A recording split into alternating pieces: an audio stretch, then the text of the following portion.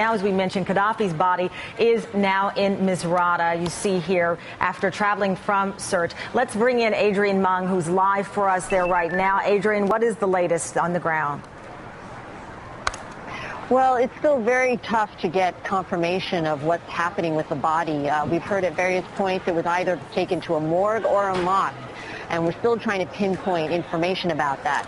What we can say definitively, however, is there's a lot of celebration happening. It's now just after 8 in the evening. Normally the streets in Misrata are quiet, but tonight, of course, you may be able to hear some of the vehicles honking behind us. And there have been fireworks in addition to the usual typical celebratory gunfire in this part of the world.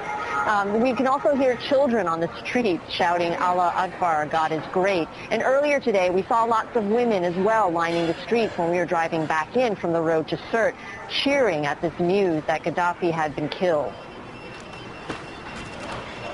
And Adrian, as we speak, was there a sense of disbelief that you felt from people? I mean, here, even in the United States, we've just only heard from the president at the top of this hour confirming the information. Even though these images early this morning were being released from cell phone cameras, was there a sense of disbelief that it had come to this at this moment in time?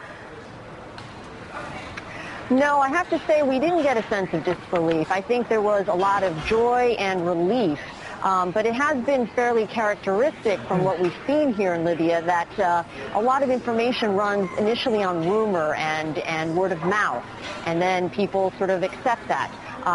This happened earlier this week when we heard that another stronghold, another Gadhafi stronghold, Bani Walid, had suddenly fallen, and that was to our surprise, but it wasn't to the Libyan surprise, even though it was unclear what was happening there. All right, Adrian, live for us in Misrata. Thank you very much for the live report from Libya.